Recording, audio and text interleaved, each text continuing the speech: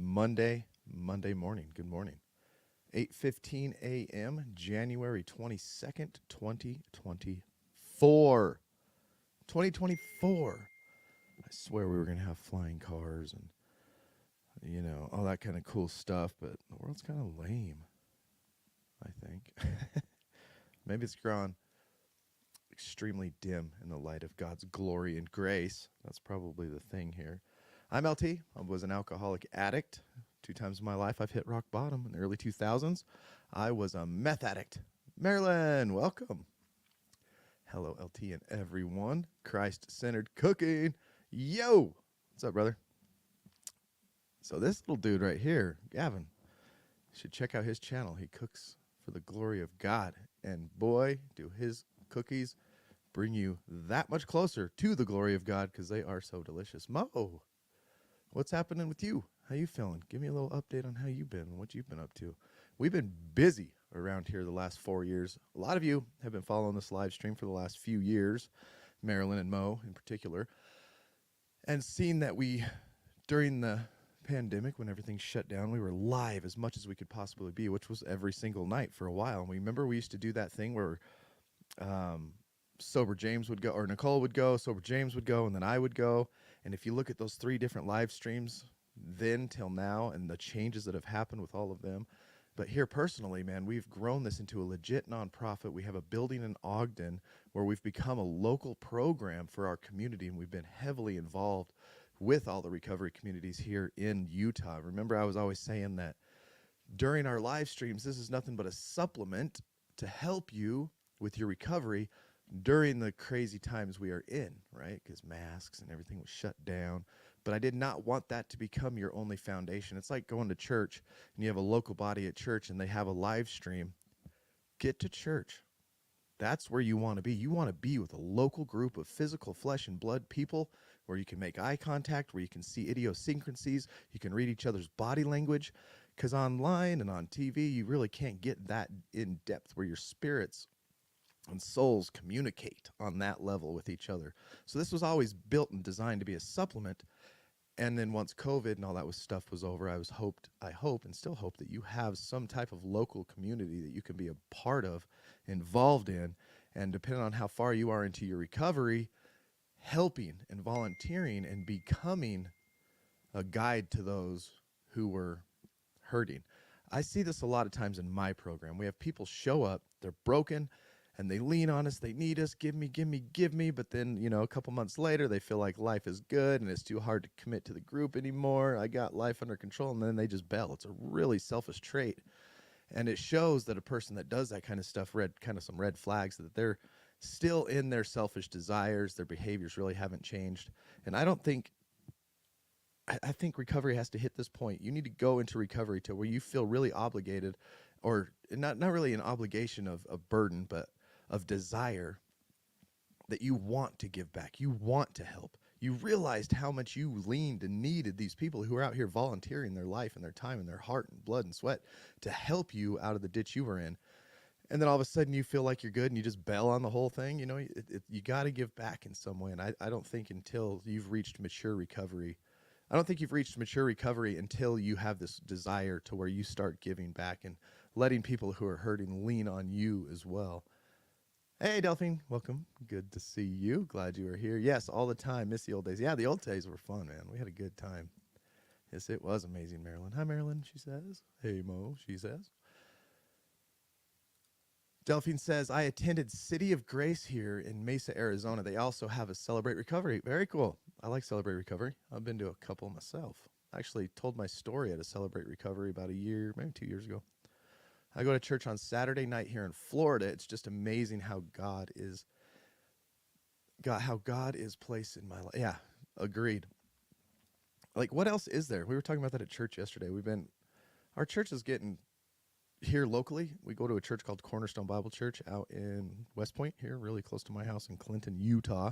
So if you are local to Utah and you need a good church, check out Cornerstone Bible Church of Utah. But it's like this, God is moving in this church and raising up men who are wannabe warriors. And you know what I desire? I desire to walk into a group of men who are leaders in the church, who are being cultivated and like the verse of the day says, pray that the workers can go out to the harvest because there's very, very few workers, to where the most exciting conversation in the room is about God and the work that's being done and biblical truths, because you can go anywhere and talk about baseball. You can go anywhere and talk about football and politics. It's just like, I love being around men where the most important conversation is centered on God and his word. That's just where my heart is at today. Marilyn says, I am excited 4 years, 9 months, and 25 days in the transformation of my life with the help of RA. Thank you, Marilyn, for being here. One of our biggest supporters right there online for sure. That's awesome, Marilyn. 4 years. So you got me by, like 5-6 months. I'm 4 years and a few months. Celebrated 7 years. Yes. Life is amazing and always helping the new. Always help the new. You gotta get back. Time to give back when you can, but you lean on it. You use it. That's what it's there for. We hurt and we struggle. You reach out, you cry without any guilt or shame of it. Thank you very much, Marilyn. I appreciate the super sticker. So cool. Thank you so much. You have no idea really how much those things help. Those gifts from y'all help big time. And if y'all out there do want to support, one of the best ways to do that is to like, subscribe, and share us out. Really get involved in our social media and just share it out. It's really easy to do. So let's get into our devotional. We've been going through a devotional on the Bible app called YouVersion. And in there, you can find plans. You can find all kinds of cool stuff. I've started treating the YouVersion Bible app as social media, as a default instead of Facebook or Instagram. How fast, can you open your phone with your eyes closed, flick your phone open, and hit your app without even looking, just motor skill memory. And what app is that?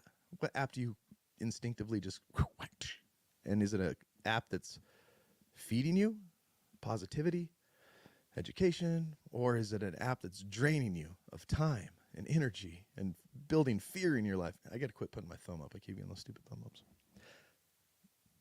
I'm trying to default my app because I think YouVersion is really starting to cultivate an app where it's becoming really good at social media. You can scroll through, see what your friends are praying for, what verses they're highlighting. You can communicate on there. You can join plans with other people. You can pray your friends' prayer with it, and it has awesome.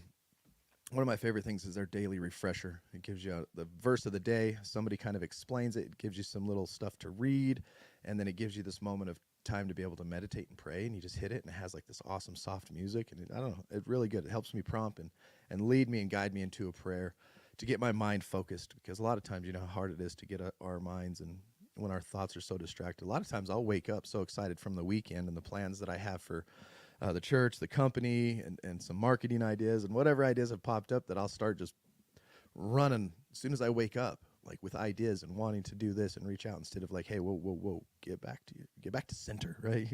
Get back to your center. And that is your first fruits of my day that just go right to God immediately. Prayer, meditation, get my mind on track on the right ways of things, and then execute this day to the glory of God. This says we live in a world that always wants us to be doing something. Hard work is godly, but is our driving motivation to work coming from a place of knowing that I am accepted by God, or is the motivation to work coming from me trying to become accepted by God? Here's something a lot of people don't realize when they say all paths lead to God. All religions are good in some way, and you need to respect that in others. Did you know that all religions are the same except for Christianity? And people are like, what? Christianity? What is different about that? Any other religion you look at, people are trying to earn their favor with God. They hate grace. They hate that they have to admit that they are wrong and then accept something for free. It's against our pride and our sinful nature. Christianity is a gift where the gift has been provided and given freely, and there is nothing you can do to earn it. You cannot work. So that is the question of today, and the hard work you're doing in the recovery and why you even live and or exist. Hard work is good, but where does the motivation come from? Are you motivated because you are accepted by God, or because you are trying to be accepted by God? This guy says, my life changed drastically when I realized that God loves me just the way I am. And it is in receiving his love that his healing flowed into my life. I'm not working for his love. I'm working from his love. There is a very big difference. The world is a busy place, and it is easy to fall into the busyness. Oftentimes, though, sitting still with God accomplishes more in our lives than all the busyness can. And that's one thing I try to do in the mornings. I understand that my personal relationship with God is more important than the work that I perceive that I do with these hands is able to accomplish. The Bible says that God can do, if we ask him, he'll do more than we can even imagine. You don't know what you don't know, and God can do the stuff you don't even realize. Like, this last year, my life has been crazy. I've been praying for a good church. I've been praying for our local recovery community. I've been praying for people to get healed and, freed from addiction and given a spiritual life that glorifies and honors, and we just all help and the community gets better and we affect, all the big stuff. I pray for all these huge things. And literally, I never imagined the way that God was going to move my wife and I and our children, because I had completely other plans, but God, no. He put us in different places and got us involved with different people that I didn't even see on the map. I couldn't even imagine we're out there. I did not plan for any of that stuff, but it happened and it was better. His plans were better than what my plans were. So praise God for that. So lean on that. So we're talking about this busy world, and today we're going to talk about some whys. We're going to go into why are you into recovery? Why? What is your why? You've probably heard that before. We're going to get into some questions and answers about that. So as we get through this devotional, start thinking about why you're in recovery. Why are you watching a channel like this? Why are you involved with local recovery groups? Are you in active addiction? Are you very young in recovery? Or have you been in recovery for years and years? What is your overarching why? So we're going to talk about that. The world's a busy place. It's easy to fall in busyness. Oftentimes, sitting still with God accomplishes more in our lives than all the busyness can, because it is in silence with God that he imparts to us the courage to face our challenges. It is when we sit in his peaceful presence that we begin to see the path ahead more clearly. Amen to that. As we sit and get to know God, fear drifts away like leaves in the wind. Therefore, we often get more done in less time when we make spending time with God a priority. Resting with him empowers us to be able to handle life's challenges with more courage, clarity, and faith. Amen to that. So here's a prayer tip. If you're going to pray after this, sit with him today. Challenge yourself to spend time with God and have no agenda in doing so. Just spend time with your Father in heaven and thank him for what he has already done for you. What has he done for you? Can anybody put in the comments what God has done for you? After you do so, observe your perspective, energy, and hope shift. What is up? 100%. Amen. 23 years without a hangover. Yes. Almost 6 years off the pain meds. Amen. Breakthrough pain meds. Xanny bars. Keep it up, brother. RGN, welcome. Glad you're here, and that is motivating. 23 years without a hangover. That is awesome. I do not. Ooh, how deceitful and disgusting alcohol is. I remember I would wake up and rate my hangover.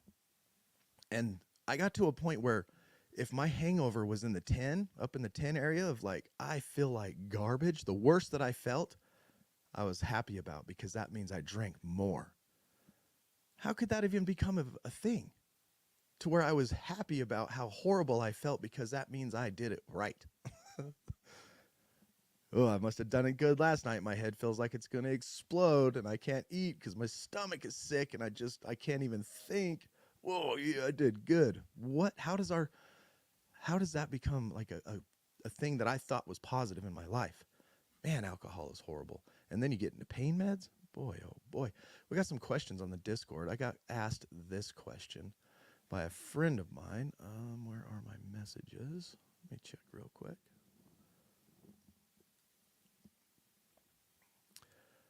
She said, I didn't know about the challenge, what we're doing here, because I'm back going live a lot more often than I have been in the past. She says, I have a friend on another server who is a heroin addict, and once he got clean, refused pain meds for the same surgery. So she saw that I have surgery. She saw that I'm doing it without pain meds. Her friend who was addicted to heroin refused pain meds for the same surgery. So she asked, is it's possible to do it without pain meds? But if you have to take them, make sure you have the support of an ex-opiate addict with good, clean time, because it is important to have someone who understands what you're going through. Absolutely. And I would agree to that. I'm an advocate for modern medicine. If you're about to have a baby, get an epidural. Praise God for that. That's a blessing these days. If you have to get your wisdom teeth pulled and you get put to sleep to get it done, praise God. Imagine getting your teeth pulled in the 1800s, or trying to get anything fixed, or a broken arm. So I think it's all good, and I believe these pain meds have their place too. I took some opiates right after my surgery. The doctor gave me a very, very small prescription. I took them like the second day, and that was it. That was it. I was done. I'm not going to take them to go. I'm not going to use that excuse like, oh, it hurts, because you can get into this whole deceptive thing where you can trick people to try to make it sound like your pain is worse. It's about honesty. Worse than it is to continue. The only reason you want to take the pills to get high. So I'm an advocate for it. And if you're an ex-opiate addict, like here, RGN, that's 6 years off of the pain. Breakthrough pain, that was a sneaky word right there that the Sacklers and Purdue Pharma put in the doctor's hands to give people an excuse to up their prescription or up their dosages and stuff. So you can do it. God has done a lot for me. I sold cocaine in the 80s and 90s. The pain meds were prescribed for falling 14 feet on my head, fractured my skull. Youch. I still went back to work on 7 water tunnels. Nice. I lost 70 plus friends. What do you mean you lost 70 plus friends? Because you quit using that stuff, or?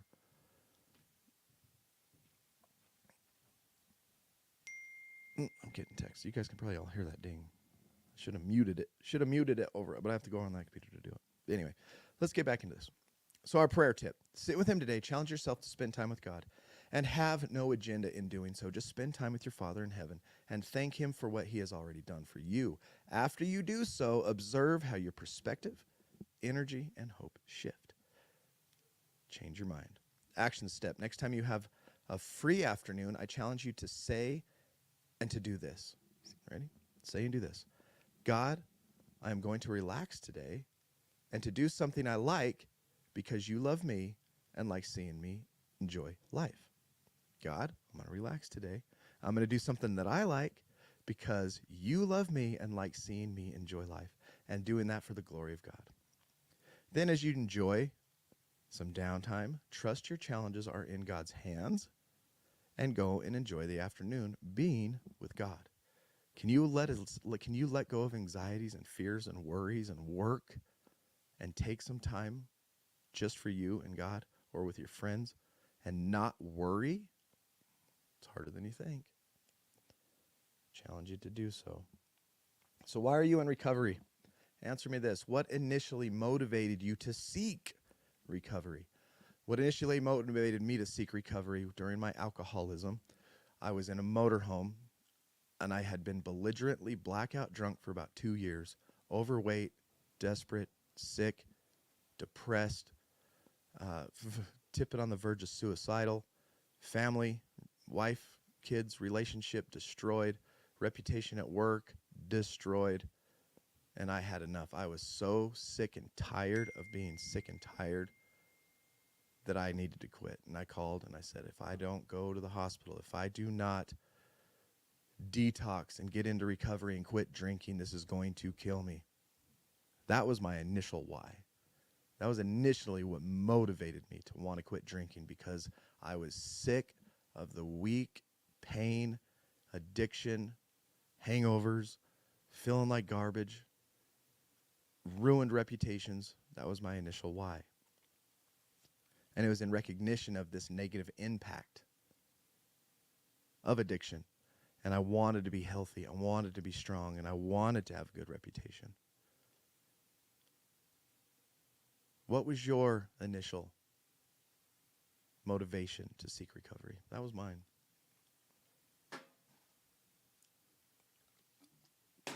Oh, I got Stephanie in the house. What's happening?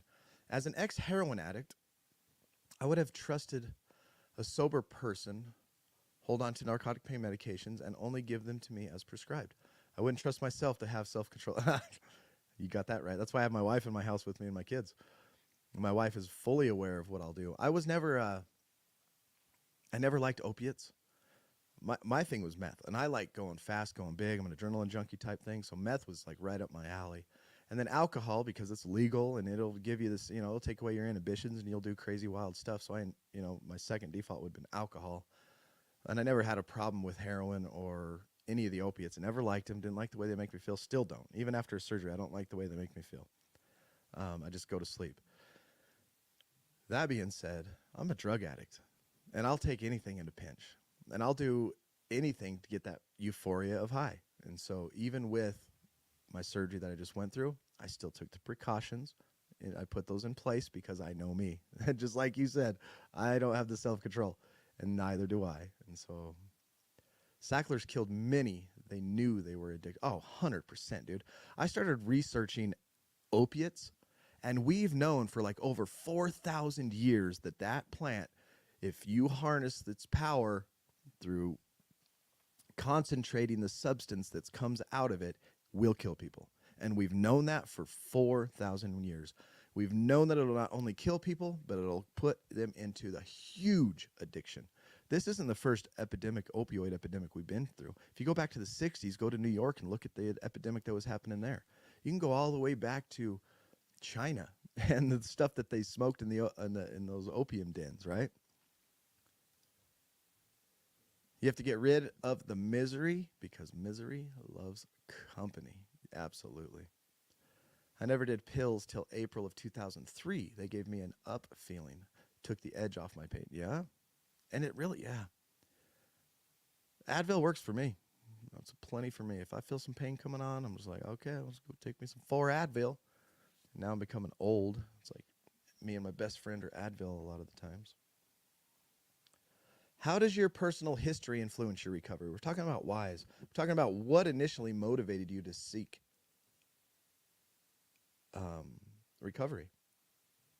How does your personal history influence your recovery journey now? That's the second question. How does your personal history influence your recovery journey? So I look at my history.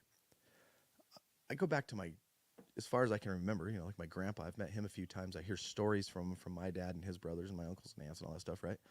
And he was an alcoholic and a very abusive man in the 60s and 70s to his family, which would be my dad and uncles and aunts. That's very motivating. Okay, I don't want to be like that guy. I see the trauma it caused to his 4 children, my dad and my uncles.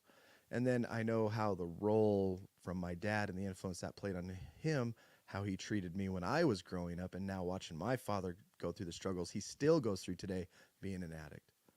I don't want to be like that at all. That history influences me to stay clean and sober and pursue recovery. And that's a childhood experience of trauma. You may have the same thing. So you're looking at what initially got you there. What was that breaking point? Where was your rock bottom? When did you put the shovel down? And then how does your history influence this journey? Take a look at the past. When I was in rehab, they made me write my life story, like detailed life story. And in there, actually, I'm thinking of the other thing. They wanted me to write my drug use history. That's what it was. We had to do our life story too, but they also wanted us to do this drug use history. And I had to write down what I used, how much, for how long, and all that kind of stuff. And each time, say over a 4-year period of time, I started smoking weed at this time and I used this much. And at the end of the 4 years, I was smoking weed and I was using this much. And I had to write it all down. And there was more time in my life I spent under the influence of some drugs or alcohol, anything, right, compared to the sobriety parts of my life. There was only a few chunks of a couple years here and there, or I think the most I put together was like 5 years when I worked on bass right early in 2010 before I started drinking, where I was clean and sober. It was crazy. In my first 13 years of life, I was only sober till I was 14, 15, and that was because I was a child, and then I started using, and then I used until my mid-20s. And then I was clean and sober because I was on probation. As soon as I got off probation, I started smoking weed. Smoked weed until I finally got a job that required drug tests. And I worked for the United States Air Force, so I had to be clean. And so at that little stint, I was clean from there until I started drinking at 34, and then became a raging alcoholic until I was 40. That's some history that's influencing my desire to stay clean and sober. What personal values guide your recovery process? Very important.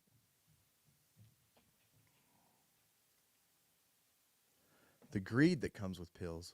Weed has always helped me. Even in sparring training, all prescriptions have side effects. 100%. I'd liked weed too, dude. Don't get me wrong. If I could smoke weed, I would. I like it. I'm just being honest, man. I love smoking weed and working or getting creative or anything. That being said, I can't do it because I know where it leads. It leads to an addiction. It leads to a habit that I don't want to maintain or sustain. Excuse me.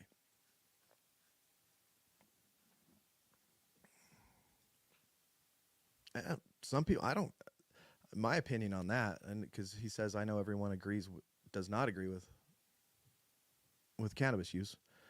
Look, there are people out there that can drink. I have family members that drink beer and shoot whiskey on the weekends, and I ain't got a problem with that. They can do it. That's fine. People can smoke weed. People can take gummies. It's fine by me. It's your life. You do what you want. But for me, and people that have gone down the road I have, and there are a few people out there like me that I will highly encourage to stay completely abstinent because of our personality types and the way that we abuse and drink and get addicted and stuff, that it's just better to stay away from it. And some people can, some people can't. I'm the one that can't. It's just, that's the way it is. No worries. So do you have a desire to be honest? What does your integrity look like? What personal values guide your recovery process? Do you have a value system? Since you've become sober, you've entered a lifestyle of recovery, have you drawn a line in the sand and say, I will not lie. I will not cross these lines. I will not look at porn. I will not write it down. And give yourself a stoic, manly, womanly value system, that a line you will not cross even if nobody's looking. Who you are by yourself when no one's around is who you really are. That's you. What comes out of your mouth and the things you say is really what's in your heart. What does that all say about you? Where's your value? What personal values guide your recovery? Is it health and wellness? I will not consume sugars. I will not eat garbage. Obviously in moderation, those things are fine. We just celebrated my son's birthday. We had cake. No big deal. But 90% of the time, I'm going to focus on clean eating for my health and my brain and my heart and my liver and my guts and all that stuff. I'm going to drink tons of water because it's really good for me. What is your commitment with these values? What is your commitment to your family and your life? If you have children or you have parents or siblings or whatever, what is your commitment to them? What are your values and your commitment to them in your recovery? It's a good question. Another question we want to look at is how does your recovery goals align with your life goals? Do you even have goals? That's the thing with this system, this ecosystem that we live in. We're taught and told and ingrained to go to school, 9 to 5. Get out of school, go back to school and college, 9 to 5. Get a job, 9 to 5. Save for retirement. Then you can enjoy life in your 60s, right? So nobody really they just kind of going through life. But really, you're in control of your life. You're in control of how educated you are now. You're in control of your hobbies. You're in control of all of that. What are your goals? What do you want to achieve? When you're 90 years old, or however old, right before your death, you're going to look back and go, I wish I would have. What is that? And if that's something in your life, why aren't you doing it? How do your recovery goals align with your life goals? And do you even have life goals? Diet, eating clean, a lot of water, sweating daily, at least 5 to 6 days a week will help a lot. 100%. I think it'll help everybody. I think exercise is 100% good for 100% of the people in the world. 10 out of 10 people need to exercise. We are built to work. Our bodies are built to move. And if we're not moving, they decay and wear out and break down, just like an airplane. I used to work on F-22s and F-35s. We did not want those things sitting around. They need to be full of the fluids, the jet fuel, and they need to be moving. They need to be flying and landing, because when they sit, they break. And it's just like our bodies. It does that old people shuffle where they barely can take walks and steps. That's because they haven't strengthened and kept strong their stabilizer muscles. We have muscles that are designed to hold our bones together tightly and strongly. And we need to keep those muscles strong so that we can remain, in opposition to gravity. What are you doing to defy gravity? That's funny. I crack myself up. Are you seeking a stable and fulfilling career? Are you happy with the work you're doing? Are you stuck in a monotonous job just so you could pay, a couple extra $100 a month on a car, so you think you look cool when you're driving around the streets? But really deep down inside, you're not happy? Are you enjoying what you're doing? And if you're not, what are you doing to get out of it? I know when I worked on base, don't get me wrong, great job. I learned a ton, a lot of awesome people. It's a great place to work. But it was not a satisfying career for me. And we had gotten to a point in my life where we had to work. And I didn't realize how stuck I was until I looked at my bills and said, we owe how much for that car, how much for that car, we're paying this much on that house, we got a credit card, and then we got food and mouths to feed. I cannot quit this job because it pays me so well. And I didn't like that feeling of being stuck. So I reevaluated life, sold my house, took the money off the top, got myself free from that chain, bought cars that were older and cheaper, but paid for, and was able to redirect my life into now a career that I'm satisfied in. You can do the same thing.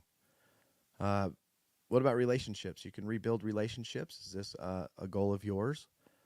Achieving personal growth and self-awareness, is that a part of your recovery and your growth? How does your recovery goals align with your life goals? Beat the odds daily. Definitely don't have regret when you are older. You're right. Stay active. If not, that's where depression, mental health, absolutely. Got to stay active. And I fear that, like, regret in my 90s. I look at old men. It doesn't matter. Once you get to like 70, 80 years old, there's not much you can do to like extend or increase the strength of your body and increase the endurance. You can maintain it and keep yourself, pretty feeling good and healthy. But right now in my 40s, from like in your 20s, you hit your prime, 30s, you're really good and primed. 40s, things start going pretty good downhill. 50s and 60s, you can well maintain strength and increase cardio and increase the way you look and fit in clothes and stuff. But there comes this time, your body just will not respond. It's done. 80s and 90s, you're going to be bound to a chair, maybe a wheelchair, maybe even bedridden. You will not be able to move the way you used to move no matter what you do. I don't want to get to that point and go, I had the ability, physically, I had the ability to increase my ability and achieve more things, and I didn't do it. That scares me to death. Amen. Follow those passions. Just got my last kid in college. Oh, very cool. You're right.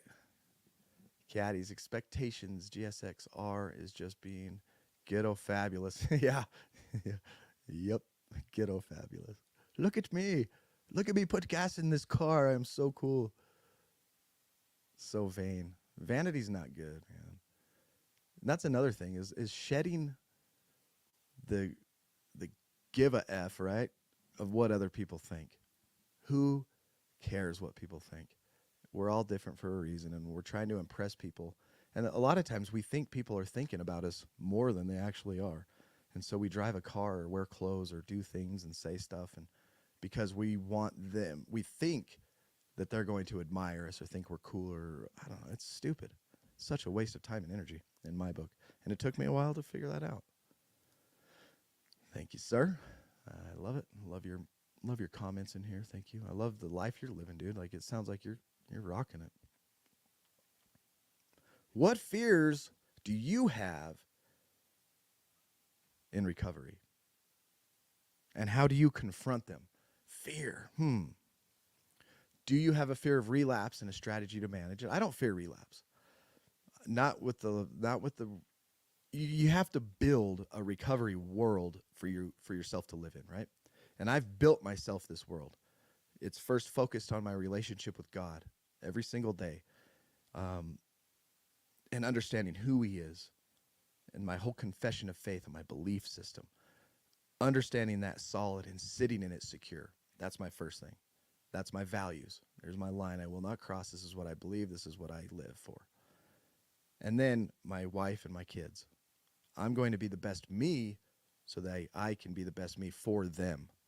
And then to my church and the family that's growing there. How can I be serving them the best? Then my recovery community, right, with the recovering addict in the Iron House gym. How can I be the best me to help and serve and stay involved in the middle of this? And it's just this beautiful support bubble of strength. That's how I manage mine. So do I have fear of relapse? No. I'm too deep into a good place, because relapse, I would have to wander really far away out into the wilderness where nobody could see me, to where my intrusive evil thoughts and my sinful nature could take over, to the point where I tip off my value system and jump the other way and decide to stay relapsed. But nope, I'm going to stay right in the middle of the security that I've set up in my recovery. And I hope you've built yourself a security system as well, whether you're in addiction or not, whatever it is in life. If you're trying to just avoid sin as a Christian, you need to get into the middle of the fold and stay there. And you need to let everybody know what's up and the protection you need, and look for accountability, and then practice discipline. That's why I don't have fear. That's my strategy for managing it. Build yourself a security bubble based on values.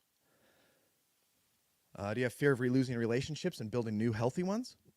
A lot of people have a hard time in recovery because they don't want to get rid of their old friends that they feel so connected to, who actually, if they went to jail or prison, probably wouldn't even reach out, visit, or put money on their books. You really find out who your friends are when you leave addiction. When you leave that lifestyle, you'll know who your real friends are. And trust me, there are other better friends out there for you. I always tell people to not pursue a relationship in early recovery. In the AA and NA, they always tell you, wait at least a year before you make big decisions or date or get involved romantically with anybody. I love that, because if you look at a person's personal growth, we're usually going to find somebody that's on the same level we are, right? Mentally, goal-oriented, success. We usually find and attract people we're on about the same level of life with. And when you begin in recovery, say you just got out of prison, or you're just out of a huge meth addiction, alcoholism, whatever, you're down here on the bottom and your mind isn't thinking right. Your goals aren't aligned right. You haven't succeeded anything in life. You haven't become a better you. You're not more disciplined. You don't know how to work. You don't know how to get out of bed. You're still struggling with all these, the battle of addiction in very early recovery. And at that moment, you're going to reach out and try to romantically get involved, and you're only going to find somebody at your equal level, because somebody stronger, wiser, further into the recovery process, who understands discipline and value systems, they're not going to get with you. Therefore, you're not going to find somebody that's going to lift you out of the puddle you're in. You're going to find somebody in the same puddle you're in, and then that relationship will just coagulate and not work out. I mean, there's actually, now that I think about it, the only one relationship in my world that I've seen that I thought worked out has recently come to an end. So that would be one example where they were very early recovery, and it lasted some years, but now they are no longer together. Anyway, if you give yourself that time, a year, 2 years, to become wise, disciplined, understand life, and then you know what you want. Oh, these are the hobbies I like. This is the life I want to live. You're solid. You're confident. You're going to reach out in that moment in time to get romantically involved with whoever, and you're going to find somebody with the same value system, the same strength and wisdom. So just wait. Work on yourself. Do not get into that relationship that early in recovery. How do you find strength during challenging times in recovery? Challenging times. I just went through a challenging time. I got sick and had surgery at the same time. And for 2 weeks, I could not get my feet underneath me. I didn't have the strength. My body was done. It needed to rest. And therefore, my mind wasn't working clean and swift and fast. And I hate that. I love being on top of things. I love being energetic. I love taking control of the situation. And I'm talking about my life and my daily activities and being disciplined and doing hard things. Man, in that time, it was tough. It was a challenging time in my recovery. And patience, reaching out, letting people know that I felt this way, letting them say, hey, I just, and I even came on my live stream and said, I'm sorry, guys. I bit off more than I could chew. I need to rest. And so now this live stream you're watching right now will go Monday, Wednesdays, and Fridays at 8 a.m. in the morning. Last night, I didn't get to prepare the way I wanted to prepare for this this live stream, because it was my son's 16th birthday. And if you've been following me long enough and you know my story with addiction, in 2017, my son Link had his head crushed by a UTV, head popped like a grape. He spent 2 months in primary children's hospital. They've removed his skull. At one point, they told us to pull the plug, trach, feeding tube. Worst time of my life. Gave me the excuse to become the worst binge drinker you could ever see. I was the number one alcoholic in Utah in 2017 and 18 and 19. I have won the award for being the biggest piece of crap alcoholic of Utah. If they give out that award, I won it 3 years in a row. I quit drinking. He healed miraculously against doctors' ability to understand, because they don't know God. And he just celebrated his 16th birthday yesterday. So that is just a huge praise that we have right now. And that's what we were doing yesterday. So yesterday I went to Rush, cake, ice cream, friends, blah, blah, blah, blah, blah, blah. And I didn't get to prepare for this like I would have. But I'm going to prepare Sunday for Monday. I'm going to prepare Tuesday for Wednesday, Thursday for Friday. So this live stream is 8 a.m. every morning now, Monday, Wednesday, and Friday. Reflecting on past progress and accomplishments. This is a way to find strength during challenging times. David Goggins calls it a cookie jar. You have a cookie jar. You're filling full of cookies. What do you mean a cookie jar filling full of cookies? What have you accomplished in your life? I achieved a year's sobriety. When I'm struggling, I go to my cookie jar. I can pull out a key tag, a memory, and say, wow, you did this at this time, right? I've done some extremely hard challenges in my life with mountain bike racing. Those are in my cookie jar now. And when times get tough and I don't think I can do it, I want to give up and quit, I can go to my cookie jar and go, look, you did a 50-mile bike race that took you 9 hours. You're strong. You can do this. And then I press on. So how can you reflect on the past and pull out some positive motivation to keep you progressing, right? That's good stuff. You make awesome points. Prison taught me a lot. I was disciplined even before I went to prison at 19 and again at 24. Prison didn't make me better, maybe worse, but I always had and have morals good. The morals you had to break the laws to get to prison? Just kidding. Just kidding. It's that shoulder feeling. Yeah, it is actually. It's doing good. The pain isn't as much as I thought it was. I heard a bunch of horror stories before I went into the surgery, and it's not as bad as I first thought it would be. But I am taking it easy. I'm gonna because to let your tendon heal into the bone is a long process. So I'm just trying to maintain patience and work my program the doctor told me to do. He says, I hope your son is doing better. Yeah, he is. He almost died. And he's left with 3 or 4, 5 things that are he's got traumatic brain injury. The left side of his brain was crushed and his personality changed. And he's got some effects that go with TBI. He's blind in one eye, deaf in one ear. He's got diabetes insipidus, completely different than like type 2 diabetes. It's a flushing thing of sodium, so he has to take 2 pills, one in the morning, one at night, or he won't maintain his sodium levels and he can't, go to the bathroom right and all that stuff. But other than that, most people can't tell he has a TBI unless we point it out, or if they're around him for they meet him more than a few times, then they start seeing it. But he's doing good. Linda, good morning. Welcome. I'm glad you're here. We're talking about why. What is your why in recovery? Why did you first start? What is keeping you motivated? Why do you want to be clean and sober?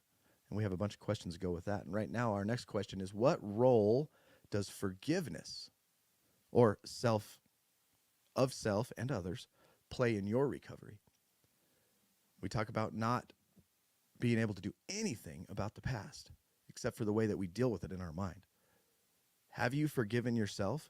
I know that through my life of addiction and living selfish, even out of addiction, I have done things that I could probably beat myself with a whip on the back forever with. I've done tons of horrible things. And in my drunken alcohol state, I've done stuff that I'm sure there's things I did that I don't remember. Because there's fights Felice and I had, my wife and I, we've had that she says, yeah, we had this fight about that. And I'm like, nothing, no recollection. And what do I have to do? I have to forgive myself for that stuff.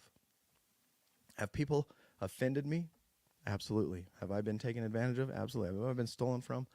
Have I been on the short end of the stick of receiving ungratefulness from people? Absolutely. Yes. I forgive them. And the reason is that's easy for me to do is because nobody can hurt me as bad as I've hurt myself. I have to live with myself daily, and I tried to kill myself by feeding myself poison every single day in and out. You're not going to be able to do anything that I haven't done to myself because I've done 10 times worse to myself than you'll ever be able to do to me. And so I have to forgive myself. And then I have to seek forgiveness from those around me because I have done some bad things to them. Understanding and accepting past mistakes. What's your why? What role does forgiveness play in your recovery? Thank you, Linda. Thank you for the encouragement. Appreciate that a ton. Gives me some strength and hope. I hope it affects you positively this Monday as we tackle this week, right? We're back to our grind. Last night, maybe some of you had the Sunday blues, like, oh, it's Monday, back to the grind. I got to get out of bed. I got to go to work. Hopefully today, you can realize that today is a great day. It's the only day you got. It's the only day you get. Yesterday's gone. Tomorrow's not here. And we can enjoy this moment. We can talk about life and how we have more control over it when we think, and then there's the flip side of that. We don't have a lot of control over a lot of things, but we do have control of our attitudes and our moods right here in this moment and the way that we handle and react to things, right? So let's stay positive. We got a beautiful week ahead of us. We got relationships to build. We got positive things we can do in this world to affect people. Linda says, I am a counselor aide working with folks in recovery. Awesome. And I can tell by your awesome smile there, I'm looking at your little thumbnail picture, that you would be easy to talk to and comfortable. I'm glad that you're doing what you do. And I would put $100 that you're effective at your job. Arjun says, can't bring back the past. No, there's nothing you can do about it. That's what's crazy. And boy, can we ruin ourselves trying to change that, right? How has your perspective on life changed since starting recovery? How has your perspective on life changed since going on this recovery road? We just had a guest on our podcast. If I zoom the camera back, you'd see I have a couch here and I interview people. He wrote a book called All My Friends Are Felons. He was in charge of the education system inside the prisons, and he did not want to be in there. When he first was assigned this job, he just about quit. He was like, screw this. This is stupid. I don't want to go with those prison inmates. Those guys are a bunch of criminals, and they deserve to be where they are. They're not even human, right?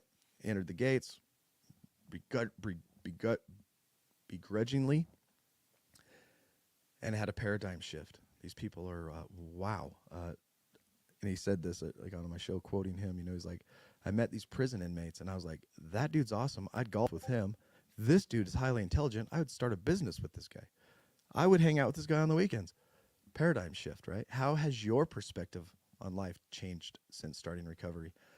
I'll give you 3 points in my life that changed. My alcohol addiction and where that took me. Understanding the fragileness and how short life is. We are here on this planet for 5 seconds and we're gone. 10 out of 10 people die. Our lives are nothing but a vapor. We are here and it vanishes. And then I'm 40, right? I'm 44 now, and this still applies. Whoa, I'm halfway done. You take those 3 events and you sprinkle some midlife crisis on it. That's how much my perspective have changed. I look at time and I see how short it is. I don't have much time to do what I can do while I am able to do it. I better hurry. The clock is ticking. I understand that leaven, it only takes a little leaven to leaven a loaf of bread. A little leaven of negativity can leaven your whole family's attitude and the people around you at work. And I also realize that leaven works the opposite way. Through positivity, empathy, love, and forgiveness, a little bit of that leaven can change a family's attitude because of the way that I act or my work environment. Well, how are you leavening the people that you are around? That's another perspective I have, is like a ripple effect. I saw the ripple effect of the negativity my alcoholism caused, from my wife to the kids to my employment and to the people around me that I was employed by, and then to family and all that stuff, right?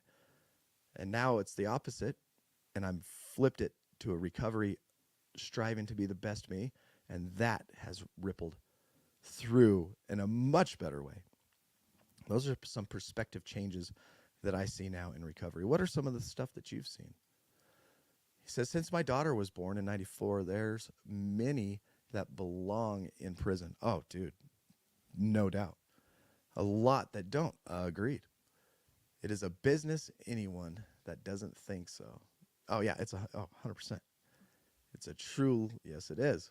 But got to be positive daily. Yeah, I think the system is broken. There's greedy people involved. There's definitely money trying to be made, and it's a system, it's a joke, like, to try to get in and out. And the way, from the first time you break a law, to talking to a lawyer who is on your side, right, to the prosecutor who is against you, and you got two people, one's a good guy and one's a bad guy, and the way they talk you into taking the best deal they can give you, to the judge going, oh, you all agree, click, boom, pushes you to a board of people who are in charge of you, who's not going to talk to you for another year based on, the whole system's jacked up. And it's all about money. Yeah, I agree. On the flip side of that, prison, police officers, guards are necessary because there are people out there who break crimes and they deserve to be punished. Somebody breaks a crime, you need to get them out of society and punish them. And those people that play that role in keeping us safe, thank you for your service. It's a tough world we live in, and we just got to stay positive, like you said. So how has your perspective of life changed since starting recovery? A greater appreciation of health and well-being. That's one thing that's changed for me. Understanding it, because when I was drinking, extremely overweight, and I was strong before that, because I did have like this, from age 30 to 35, I was working out a lot, and I was strong. I could run a mile in like 6 minutes and 20 seconds, and I could squat 400 pounds, and I was benching like 315, and I just felt strong. And then, my early 30s, towards the end of my addiction, I would pick up something like 25 pounds, and I would get all like shaky, and it felt extremely heavy. And oh man, I hated the way that felt. I hated that I couldn't walk upstairs without gasping for oxygen. I hated that I couldn't keep up with my kids or ride a bike or do anything extremely excessive physically because I would just wear out or not feel good. I didn't feel good enough to try even think about doing it. Sweat for no reason. Yes, a perspective change on life is my greater appreciation for health and well-being. Improved relationships. I love the friends in my life now. They're so genuine, loving, and we all are pretty much on the same path as far as goals in life. Love that. I have a new sense of direction and purpose in life. Do you have a new sense of direction and purpose in life? Halls of justice are painted green. Yep. Prosecutors have egos. Yeah, law and order is so important. We do have the best justice system in the world. I'm not complaining, just stating facts. Dude, me and you agree 100% right here. Do you have a new sense of purpose and direction of your life? Have you started recovery? Have you hit in a paradigm shift where you're like, aha, I have a new purpose in life, and that's what I'm going to strive for? If you don't, dig. And that's why I'm always encouraging people, go do things you haven't done before. Expand your horizon. Start educating yourself. You, after college or high school or whatever you achieved, I didn't graduate high school, so I'm only as educated as I want to be. We have the internet. We have books. We can be as educated as we want. We could learn enough to go pass a lawyer's bar test if we wanted to.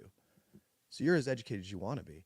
Um, we always encourage our clients here at Recovering Addict and are locally to do different things. And tonight we're going to go paint.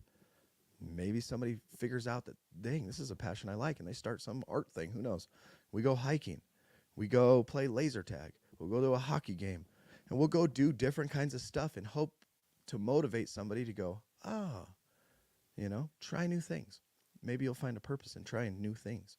How do you envision the future of your life post recovery? How do you go through recovery? And there's a divide in the recovery world of like, we never leave maintenance. We're always addicts. We're always drunks and alcoholics, and right? You never actually get better. But this question is posted like this: how do you envision your future post recovery?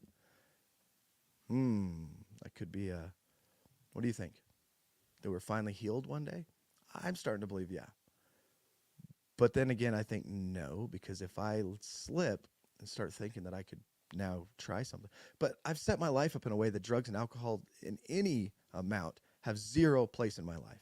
So I never have to worry about addiction again. So therefore, I will always be in recovery, but yet my recovery and who I am will always be better than I was yesterday. Past 23 years and the past 6 years have opened my eyes. You're right about everything you say. Thank you. I definitely have questions about AA and NA. Yeah. In my opinion, anonymity is dead. Alcoholics Anonymous and Narcotics Anonymous, they have their place. Don't get me wrong. They have their group of people, and they can do good things for stuff. But I think this day and age, this world we live in now, it is cool to be in recovery. It's cliche. It's whatever you call those cool words to be cool. And recovery's out there everywhere. Everybody knows people suffer with addiction, and everybody knows you need help. Every show and TV show and movie I watch now, there's always some addict that ends up at a meeting, right? But AA and NA was set up and designed back in the 30s, 40s, 50s, and 60s when you didn't talk about problems in life. And so you had to remain anonymous about things you were struggling with. And so it created this little world, right? And yeah, I got some other questions about, there's more to life and there's more to accomplish than sitting around reading the same 6 pages of literature and not cross-talking. And there's ways we can help each other better. And that's why I started what I started, RA, to do what we do, okay? Recover out loud. And A doesn't stand for out loud. Not saying it's bad. I just think there's some me and you probably 100% agree on that too. How do you envision your future? Do you have goals and aspirations for personal and professional life? Do you have goals and aspirations for your personal and your professional life? And what are they? I got goals. I got big, big goals. Some people think I'm crazy because I am highly motivated to achieve these goals that seem unachievable. But when they look at me like I'm crazy, they don't understand who my God is. My God created everything. You can take a telescope and take a picture of the stars and skies, and you're not actually capturing individual stars.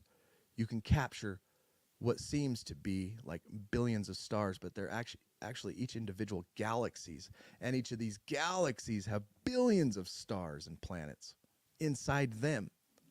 And my God created and sustains all that easily, not even breaking a sweat.